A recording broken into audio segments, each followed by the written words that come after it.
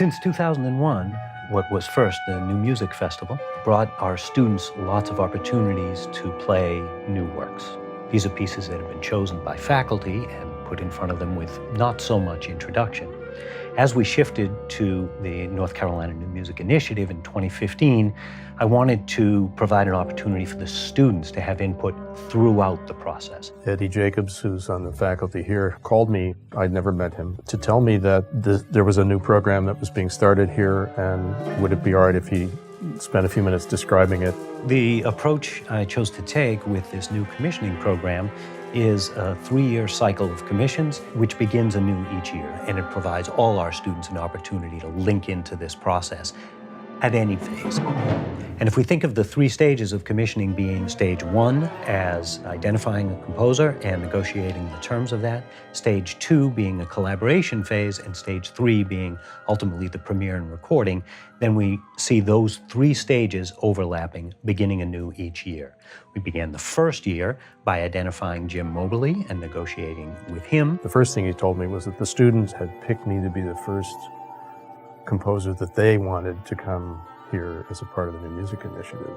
And then he explained what this would be. It would involve a commission, it would involve several visits where I'd give talks and meet with students in masterclass settings and individual lessons and interact with the performers.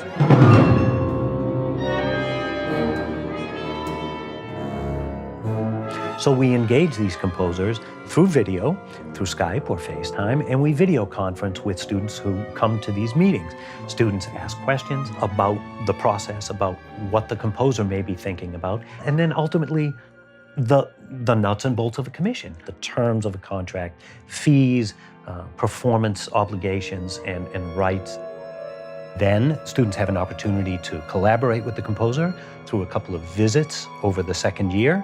And the second time I was here, I was able to bring in some sketches of ideas and go to some rehearsals. I brought 6 segments of music sketches, and only one of them found their way into the piece that I wrote. And it was the section that got the most interest.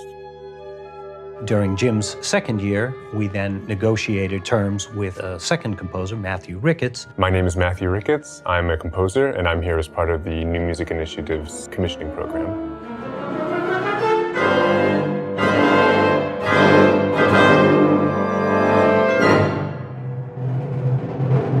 I'd originally met Eddie in Wellesley Composers Conference the summer before, and he'd explained what the program was to all the composers who were present. We thought it was just an incredibly unique initiative, which has no equivalent anywhere else. I have never, in my 35-year career, experienced a residency program like this or a commissioning program like this that was so completely arranged for students. Create a piece that is essentially based on each other's understanding of the other. There is nothing like this. I received an email from Eddie in January of 2016 saying that the students had chosen me to be the next composer collaborator in residence. This has been much more open and collaborative, and Eddie said right away, you can write for anything. You can write for any of the ensembles we have here. Usually a commissioner comes to you and says, we want you to write a piece for this instrumentation, for this date, and it should be this long. Whereas Eddie really wanted this to be a true collaboration. And so I asked about all the different ensembles, and I listened to some of the ensembles' recordings on YouTube that I found. And I finally decided that I'd like to write a piano concerto. So today, as he has delivered sketches, we're very much looking forward to working with Matthew Ricketts in a session with the orchestra. Tolling notes on the piano in the lowest octave and a half of the piano slowly awaken the orchestra. Every orchestra has its own sound, its own strengths and weaknesses, and the idea is to learn about those and to make sure that they get the most out of this and that I'm challenging them in a productive way.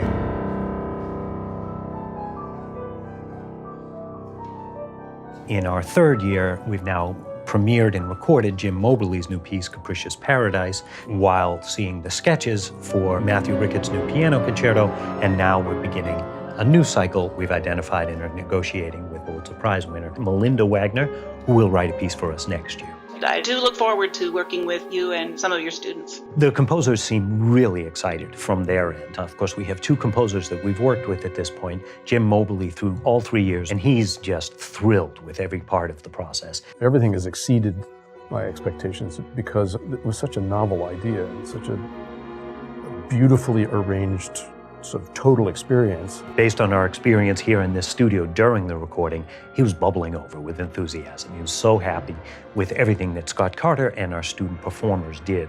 He's a part of our community now.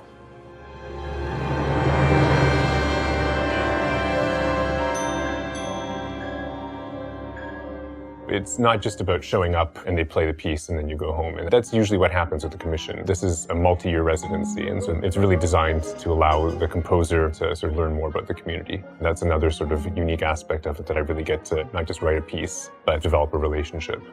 The fundamental lesson at heart here is that no matter your role in the world of music, whether you're a concert pianist or someone teaching middle school recorders, you can play a role in bringing new music to life.